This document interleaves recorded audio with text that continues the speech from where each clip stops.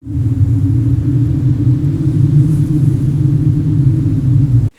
guys, welcome back to Year of the Demons. Now, I'm filming this month's episode in a different location today, next to this amazing Doctor Who collection, because my basement is currently being used to film Dusk Zone 3, hence why I have this awful hat and a little bit of scruff going on. Now, I know what you guys are all thinking, Sean, what about Dusk Zone 2? I've been asking that same thing to my editor for about a year now, so hopefully that comes down the pike. Anyways, Year of the Demons! So for this episode we are doing Demons 5, The Black Veil. It's also known as The Mask of Satan, or also the Italian title that my copy was called was, we'll see how this goes, La Maschera El Demonio? Which sounds like The Mask of the Demons, but I think it's just The Mask of Satan.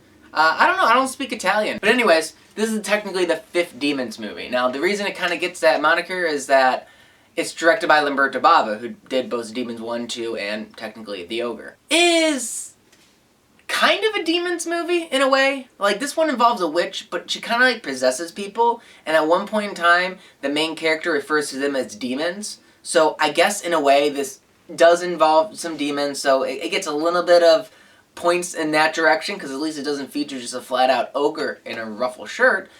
But it's still not what you come to expect from a Demons movie. Released in 1990, or maybe 1989? I don't know. I got different sources online tell me different things. But it released in like the late 80s, early 90s. This movie directed by Lamberto Bava is actually kind of a loose remake of a movie by his father, Mario Bava. And it was up for the movie Black Sunday, which is one of the biggest movies that Mario Bava ever came out with. I sadly have not seen that, so I can't really compare the two of them, but it's supposed to be a very loose remake, and just from reading the plot synopsis, it really doesn't sound like it's a remake, like, at all. But it is kind of interesting that he kind of took a basic premise that his dad did, and then tried to do his own spin on it. Now, what I would say the worst thing about this is that it kind of doesn't have the same production value as the first two Demons movies, and I think that really kind of hampers it. Also, full disclaimer, I am doing this review the same day that I watched the movie without writing any notes, because I wanted to try something out differently, and had nothing to do with the fact that I waited till the last day to record this and watch the movie. So, the one thing I want to take away from this whole experience is that I should not have went and watched Snake Eyes G.I. Joe Origins in theaters after watching Demons 5, because I don't remember anything now. Just giant anacondas for some reason in a Snake Eyes movie. Alright, so all that aside, let's go with the basic plot. It is kind of jumps right into the movie. A bunch of people are skiing and they fall into like this little crevice and they stumble across some woman frozen in the ice because they can't escape. Now what they do is they kind of take her out a bit, like unfall her, and there's a mask. So the mask is kind of a cool element because it is, in one way, it kind of ties back to Demons 1 and Demons 2. It's not what the intention was, but it is kind of cool that a demon-esque mask is used in this one. Now, with that said, after they put on the mask and everything just kind of starts rolling, the mask kind of gets like left inside the cave as they continue on with their adventure, and it's never really talked about again. So the title, The Mask of Satan, is accurate for the first 10 minutes, but not after that. Now, this is kind of an interesting premise that to go with the movie. Like, it was a direction I didn't expect them to take when I started the movie. But in a way, it kind of goes with what I said before, that it didn't really have the production value and just, like, the money behind it to really get the vision that he was probably going for. It's kind of interesting because all of these people are in the cave, and then they start kind of acting really weird, and they start doing, like, things where I couldn't tell if they were being bad people or it was just, you know, that classic horror movie trope where they just make everyone so unlikable. For example, they stumble across a blind priest who kind of lets them take refuge in like his like mansion, but also kind of like a church. I don't really know what's going on.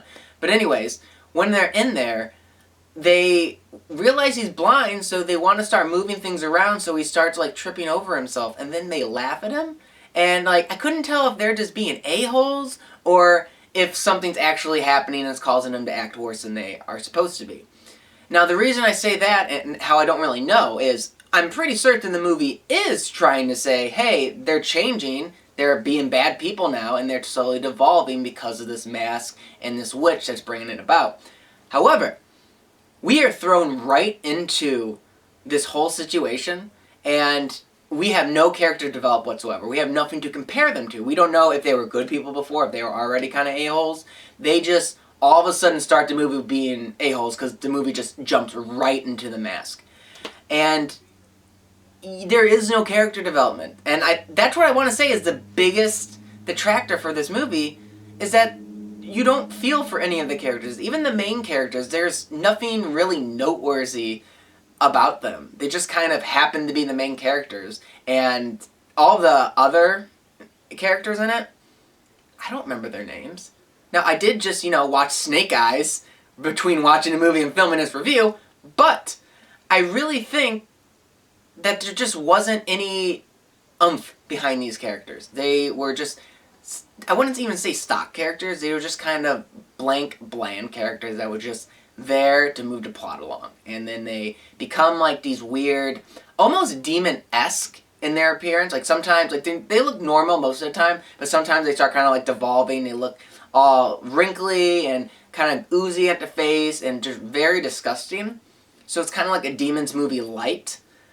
Not quite the great effects from Demons 1 and 2, but it's still better than what we've been getting. Also, kill-wise, I don't want to say there's anything really to write home about. You can see the effects were a little bit more primitive than they were in the Demons 1 and Demons 2 that came out years beforehand. And again, it comes down to the production. It just, the money wasn't there to realize his vision.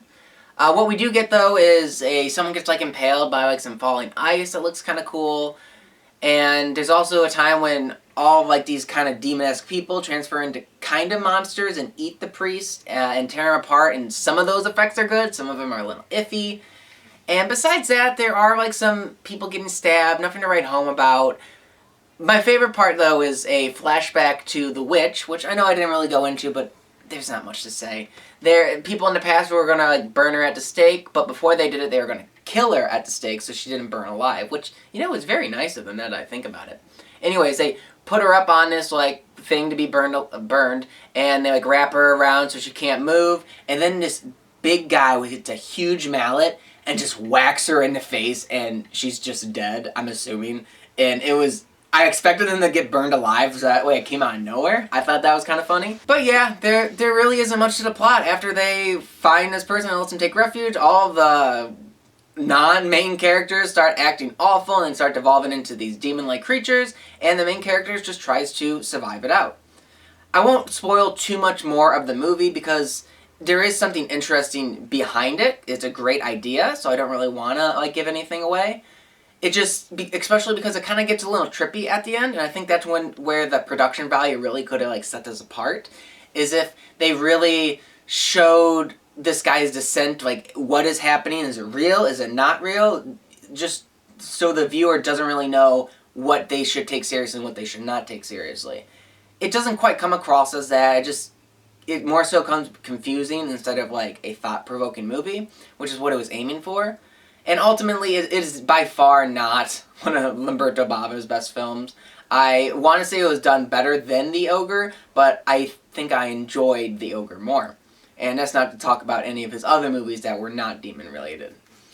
Now, with all of that said, this movie is very easy to find. You can find it on YouTube. Just look up, like, The Mask of Satan or Demons 5, and you should easily be able to find it. So I think it is worth a watch.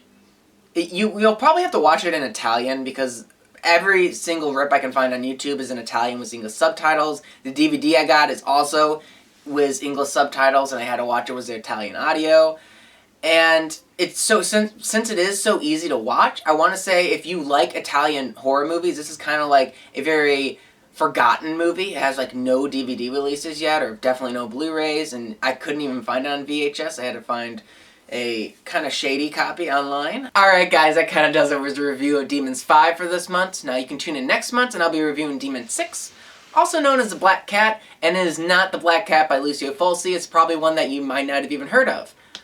And I honestly have no idea what to expect, so we'll find out in September.